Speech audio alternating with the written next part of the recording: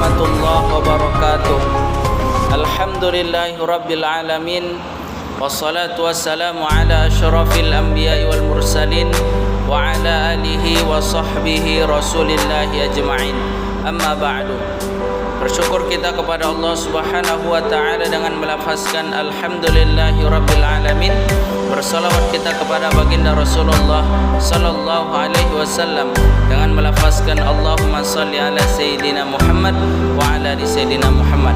Mudah-mudahan dengan kita memperbanyak salawat kepada beliau, kita termasuk umatnya yang diberinya syafaat yaumil akhir nantinya. Amin amin ya rabbal alamin. Adapun saya di sini akan menjelaskan atau mempresentasikan jawaban ujian akhir semester saya dalam mata kuliah tafsir tematik. Sebelumnya perkenalkan, nama saya Aidil Zihad dengan NIM 0104202049. Adapun saya berasal dari jurusan Manajemen Dakwah semester 4 Lokal B. Adapun dosen saya dalam mata kuliah tafsir tematik yaitu Bapak Haji Muhammad Iqbal Mu'in LCMA. Masuk kita kepada pertanyaan pertama. Yang pertama pertanyaannya yaitu coba jelaskan 4 jenis teknik eksposisi tafsir Al-Quran. Di antaranya ada tafsir tahlili, tafsir ijmali, muqarrin, dan tematik. Saya menjawab bahwasanya tafsir tahlili adalah bentuk masdar dari kata halala yuhallilu tahlilan yang berasal dari kata halla yahullu hallan yang berarti membuka sesuatu. Artinya tidak ada sesuatu pun yang tertutup darinya. Dari sini dapat kita pahami bahwa arti kata tahlili berarti membuka sesuatu yang tertutup atau yang terikat dan mengikat sesuatu yang berserakan agar tidak terlepas atau tercecer. Yang kedua yaitu tafsir ijmali, yaitu metode penafsiran Al-Quran yang dilakukan dengan cara menjelaskan maksud Al-Quran secara global. Artinya tidak terperinci seperti tafsir tahlili yang dimana para pakar menganggap bahwa metode ini merupakan metode yang pertama kali hadir dalam sejarah perkembangan metodologi tafsir, karena didasarkan pada kenyataan bahwa era awal-awal Islam metode ini yang dipakai dalam memahami dan menafsirkan Al-Quran. Adapun yang ketiga yaitu tafsir muqarrin, yaitu metode penafsiran Al-Quran yang dilakukan dengan memukakan dan mengkaji perbedaan-perbedaan antara unsur-unsur yang diperbandingkan, baik dengan menemukan unsur yang benar di antara yang kurang benar, atau untuk tujuan memperoleh gambaran yang lebih lengkap mengenai masalah yang dibahas dengan jalan menggabungkan unsur-unsur yang berbeda. Dan yang terakhir yaitu tafsir tematik, yaitu tafsir metode penafsiran Al-Quran yang dilakukan dengan cara memilih topik tertentu yang hendak diuraikan penjelasannya dalam Al-Quran yang berhubungan dengan topik tersebut. Lalu dicarilah kaitan antara berbagai ayat agar satu sama lain bersifat menjelaskan. Kemudian ditarik kesimpulan akhir berdasarkan pemahaman mengenai ayat-ayat yang saling berkaitan, yaitu coba jelaskan 8 langkah-langkah yang harus dilakukan oleh seseorang ketika dia akan menafsirkan Al-Quran dengan metode maudhu'i. Yang pertama, saya menjawab bahwasanya penafsir bukan seorang yang netral. Artinya ia harus punya komitmen sosial politik yang mengidentifikasikan dirinya sebagai orang yang miskin dan tertekan. Maka ia harus berperan sebagai seseorang reformer, aktor sosial, serta berjiwa revolusioner. Yang kedua, seorang penafsir harus mempunyai kesadaran posisional yang sedang mencari solusi atas sebuah problem realitas. Yang ketiga, ayat-ayat yang terkait dalam satu tema dikumpulkan secara simultan berdasarkan Al-Mu'jam Al-Mufahros serta dipahami secara bersama seiring dengan orientasi ayat-ayat yang muncul. Yang keempat, mengklasifikasikan bentuk-bentuk bahasa atau macam kata, karena hal ini dilakukan karena bahasa adalah bentuk pemikiran yang menjadi benang utama terhadap makna. Yang kelima yaitu membangun struktur setelah membentuk kebebasan memberikan arah terhadap makna. Penafsir mencoba untuk membangun struktur objek, dengan begitu ia mampu mengaplikasikan makna terhadap objek. Yang keenam yaitu menganalisa situasi faktual. Artinya setelah membangun sebuah tema yang ideal, penafsir melihat realitas faktual seperti kemiskinan, ketertindasan, hak-hak dasar manusia, kekuasaan, kesejahteraan, dan lain-lain.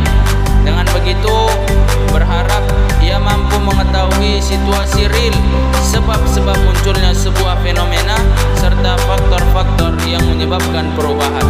Yang ketujuh, yaitu membandingkan antara the ideal dan the real. Artinya sesudah membangun sebuah struktur yang memberikan tema kualitatif dan melakukan analisa faktual yang memberikan informasi mengenai status tema yang terhitung sebagai sebuah fenomena sejarah sosial, penafsir membandingkan antara struktur ideal yang diedukasi dari teks melalui konten analisis dan situasi faktual yang diindukasi dengan ilmu-ilmu sosial dan statistik. Dan penafsir berada di antara teks dan realitas. Dan yang terakhir yaitu mendeskripsikan model-model aksi. Artinya sesekali jarak dilihat antara dunia ideal dan dunia realitas. Penafsir sendiri bergerak dari teks ke aksi dan teori ke praktek. Logos dan praksis bersatu dalam menjembatani kesenjangan antara the ideal dan the real. Adapun yang ketiga yaitu soalnya apa yang menjadi ruang lingkup metode tafsir maudhu'i. Nah, menurut saya bahwasanya ruang lingkup daripada metode tafsir maudhu'i yaitu tafsir maudhu'i adalah metode tafsir yang berusaha mencari jawaban Al-Quran dengan cara mengumpulkan ayat-ayat ataupun ayat demi ayat Al-Quran yang mempunyai tujuan yang satu, yang bersama-sama membahas topik atau judul tertentu dan menertibkan sesuai dengan masa turunnya, selaras dengan sebab-sebab turunnya. Kemudian memperhatikan ayat-ayat tersebut dengan penjelasan-penjelasannya, keterangan-keterangan dan hubungan-hubungannya dengan ayat-ayat yang lain. Kemudian mengistimbalkan hukum-hukum. Metode tafsir maudhu'i memiliki kelebihan dan kekurangan masing-masing, serta terdapat perbedaan dalam pelaksanaannya. Namun dalam aplikasinya, metode-metode ini sebaiknya disesuaikan dengan situasi dan kondisi sehingga dapat memberikan manfaat. Adapun pertanyaan yang keempat yaitu di antara 25 nabi dari Nabi Adam alaihissalam sampai Nabi Muhammad sallallahu alaihi wasallam, siapa paling sering disebut namanya dalam Al-Quran? Coba jelaskan profilnya, sebutkan secara terperinci nama, surah dan tuliskan ayat-ayat dalam bentuk tabel. Nah, adapun profil sebelumnya, yang paling sering disebut namanya dalam Al-Quran ialah Nabi Musa alaihissalam. Adapun sedikit profil daripada Nabi Musa alaihissalam, bahwasanya Islam mengenal Nabi Musa alaihissalam yaitu Nabi Musa alaihissalam. Adapun ayah daripada Nabi Musa alaihissalam bernama Imran atau Amram. Nabi Musa dilahirkan oleh wanita bernama Yukhabat. Beliau diketahui Musa berjumlah 2 orang, yakni Harun yang dikenal sebagai salah satu nabi dalam Islam serta perempuan bernama Maryam. Dilihat dari silsilah Nabi Musa, ia diketahui merupakan keturunan dari Nabi Yakub alaihissalam. Adapun tabel ayat-ayat suci Al-Quran, sebagaimana kita lihat di sini terdapat di dalam Quran surah Al-Baqarah ayat 61 yang berbunyi wa iza qultum ya Musa. Terdapat kata Musa, Nabi Musa alaihissalam. Terus selanjutnya nomor 2 ada Quran surah Al-Baqarah ayat 136 yang dimana terdapat Nabi Musa pada kalimat wa ma utiya Musa wa Isa. Terdapat juga di dalam Quran surah Al-Baqarah ayat 246 yang membunyi mim ba'di Musa. Terdapat Quran surah Al-Baqarah ayat 248 yang berbunyi ala Musa wa ala Harun.